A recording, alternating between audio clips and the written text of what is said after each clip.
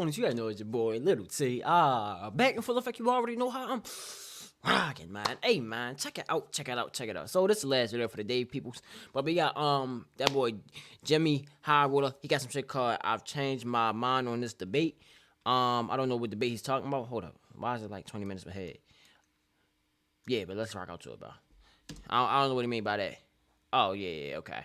It was playing, After it was years playing like of judging, in the back. critiquing, hating on some of your hot takes, today, I'm gonna share some of mine. It is only fair, after all, that if I put others' opinions up for debate, contention, ridicule, that I do the same for myself. Because like you, I too am just a guy who has a few takes and opinions that I wouldn't dare say out loud in fear of having my ball knowledge put into question. But today, Man, I say what I say, I'm and gonna do I just live by that. Fuck So what here y'all are say, my you feel NBA me? hot takes. Fuck what other people say, bro. If you believe it, Today's hey, video it is is what it sponsored is. by DraftKings. The NBA season is heating up $5 or more. If they're going to have more or less, make a dream come true. Download the DraftKings Pick. That's promo code Jimmy High Roller, only at DraftKings Pick 6. Let's get it, Jimmy. In preparation for this video, I thought about some of the opinions I've had over the years about players, teams, eras, opinions that I know are probably subjective and completely false, but I usually try to stay as objective and non-biased as I can. Right. Do my research, refer to film, gather consensus when necessary. But in this video, I'm doing none of that. So that shit and is instead, trash. sharing with y'all 5 of my NBA hot takes. Okay, let's Alright, get it. So my first hot take is kind of hard to admit. What's up? I almost don't even want to say it out loud. What you ready to but say? I'm going to. Tim Duncan has become overrated. Now, before you Oh. Explain yourself. bring out the torches, hear me out. Yeah, explain when yourself. Tim Duncan was playing, there were Damn, maybe Timmy. a few seasons throughout his 19-year career where he was considered the best player in the world. Right. No one ever thought he was better than Shaq in his prime. Many fans at the time argued that KG had a higher peak than him, although I Right. would disagree with this. And in the moment, for a good decade or so, you would be in the minority Damn, if you Kobe thought in your Tim bag. Duncan was a Hey. better basketball player than Kobe Bryant. By the time Duncan retired, he was very underrated. Most fans had him somewhere around 15th, maybe just outside got him the in my top 10. greatest players of all I got Timmy in my top 10. But miraculously, over the past 5 years or so, Timmy has creeped from 15th to 13th to top 10 to where he probably should be, somewhere around 7, to now all the way within Yeah. people's top 5. Oh no, even- I don't got that nigga in my top 5. I said like top 10, like around like what he said, like 7, 8, 9, 10ish. He's somewhere around there. I can't really remember my list like off the top of the dome, but I know he in my top 10 though. He ain't up there. He ain't in my top 5, but he in my top 10. Top 3 players. Hell no, he ever. ain't no top And 3. This That's isn't just yeah, a that small wildin'. community of Tim Duncan advocates pushing this propaganda. Who the I'm fuck seeing say Duncan that? floating anywhere from top 5 to top 3 all time for a lot of fans these days. Even people claiming he may just be the greatest basketball player of All right, time. they gassing, they Guys, gaslighting, they Tim Duncan gaslighting. was incredible. The best power forward of all time. He is not one of the 5 greatest players ever, Hell no. let alone the GOAT. And Hell I think no. what's probably happening here is younger or maybe newer fans of the NBA are looking at his accolades and accomplishments and comparing them side by side to other greats and saying, wow, this guy really did a lot and his resume is better than just about anyone ever. But if you watched Duncan's career unfold in real time, you would have felt the impact he had on the league and on the Spurs, but you would have also felt the massive role that the Spurs system and Popovich's coaching excellence played on Duncan. Facts. He was unbelievably consistent. He was a defensive juggernaut. Facts. He was a leader. But Duncan was also the beneficiary of the most competent organization in the league that prioritized team ball and continuity. That's From also Hall of Fame facts, too. teammates he played with for the majority of his career to all-time greats that played big roles in helping the Spurs win championships, Duncan was always surrounded by winning culture and winning teammates. Facts, This is by facts, no facts. means a knock on him. In fact, he was a big reason why the Spurs were so cohesive. But only Timmy in D? retrospect would you look at Bang. his laundry list of accomplishments and neglect all of the details that came with it. For many years, the Spurs as a team and organization were seen as this staple of excellence more than Tim Duncan was as an individual. It wasn't Duncan and the Spurs. It was just the Spurs. They were one and the same. Not this pretty Real good shit, team because you with had a Manu, fantastically Tony, great player on and that's it. when But Kawhi if you just came. look He at had his David resume, Robinson you at the wouldn't know time. that. Like, You could yeah. argue Duncan had maybe a top 3 career in NBA history, but Facts. as a player, he's just not on the same tier as Jordan or LeBron or Kareem. Hell I no. don't know how after he retired, he has slowly crept past Shaq and Bird and Russell and even Magic for some people. I don't Duncan got him is one over of my Shaq. all-time favorite players, but he is not a top 5 player in NBA history. And it's odd to see a player who was so underrated for so many years become slightly overrated today. Now, I'd like to think of myself as sort of a board member, an executive within the organization of LeBron fans and Glazers. So this next take pains me to say, What? but LeBron has sabotaged many good situations throughout his time in the NBA. And Wait. LeBron has sabotaged many of his situations throughout his career. What you mean? Explain. his career as a Explain. whole has suffered because of it. 'Cause I We was all on your know head about that LeBron Timmy has been D held shit, but back you by explained some it bad good. front offices, selfish teammates, terrible roster constructions. But what doesn't get talked about enough is how he has gone out of his way to try to make good situations better and has inadvertently ended up just ruining things for himself in the process. Like in 2014, when he decided to sign with the Cavs instead of staying with the Heat. Why did he do that? Oh, I know why he did that, because he seen Kyrie and them boys. I said that first, but when he first did the shit, I said he coming back to Cleveland. He not gonna go with no fucking old ass D Wade and Chris Bosh. He was dealing with the blood clots and shit. But yeah, his time was up. My man said I can't win here no more. That boy Kyrie over there We all nice know though. why. The Heat were getting old, Wade was past his prime, and the Cavaliers had the cap space and a budding young star in Kyrie Irving to help reel Braun back to Cleveland. Facts. This decision And it was just a good eventually excuse. led to a championship, but what if he just stayed with the Heat? With Pat Riley and Spoelstra, where there's culture and accountability. I imagine his career would have played out even better considering where the Heat are today. Or what about when the Cavs went to back-to-back finals in 2016 and 2017, but since LeBron didn't feel they had enough to win it all, he orchestrated an entire implosion of their roster, which ended up being vastly worse, and then just left them again once things were beyond repair. Real or shit. most recently, when the Lakers won a championship in That team was nasty right here. This team right here, yeah, that team was nasty. 2020, and instead of reloading with the same roster, I the don't know Lakers why. returned with a whole new team. Damn.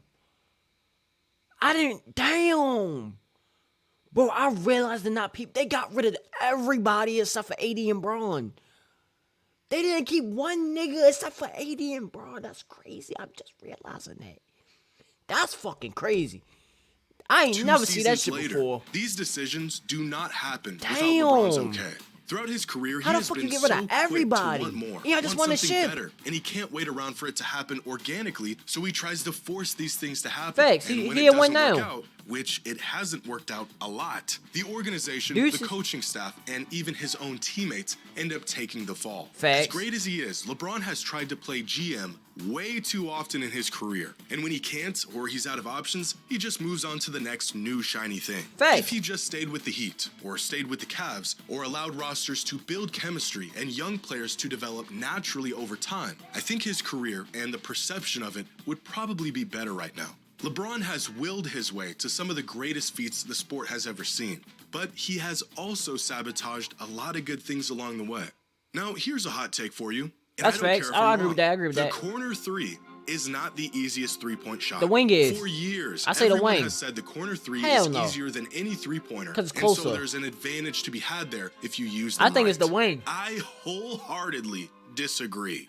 In the NBA, sure, the corner three is shorter than on the wing or at the top of the key, but if you play ball, you know this shot is as scuffed as it gets. When you're looking at the hoop straight on, you just have a wider margin of error. Right. You can shoot long and bank it in. You have a better perception of depth since you're looking at the backboard. You can fucking It may run an just be air ball corner psychological, three. But whatever it is, you cannot convince me that this shot is easier than this shot.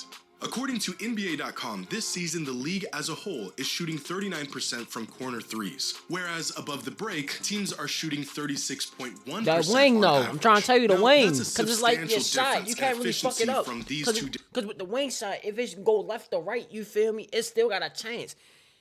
You fuck around and shoot the corner, that should go over the head or what? different shooting Yeah, zones. I got the And wing. it would lead you to believe the corner three is easier.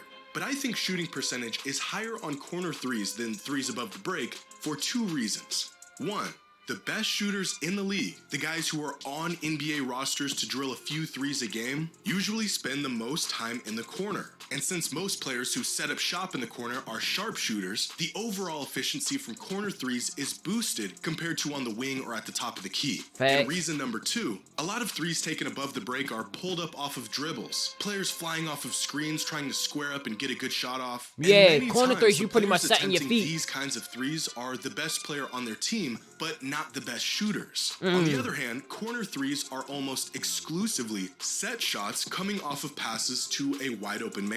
The very nature of offenses in the NBA makes these corner threes easier than any other threes. Good pass, because Ja. plays are often drawn up to get open looks from here from the best Dime, shooters in the Luka world, Magic. shooting set shots with no one contesting. Corner threes, especially those real deep ones where you feel like you're behind the backboard, are not easier than any Hell other no. three-pointer. Curry. Now, I know I'm going to catch some flack for this next take, and that's okay. Aw, shit. Because in a redraft of every player in NBA history just after their rookie Hold on. And every redraft for every player in NBA history, I would choose Wembanyama first overall.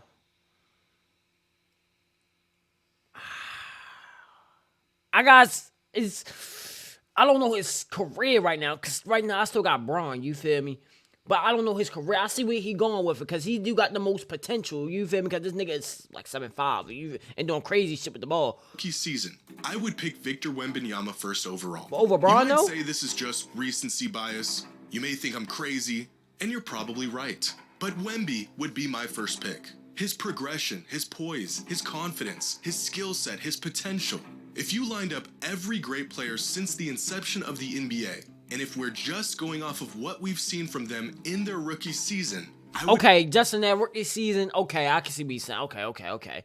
But Braun, over Braun, no, that's tough. That's debatable, yeah. If you're just going by just rookie pick season, the that's kid in debatable. San Antonio.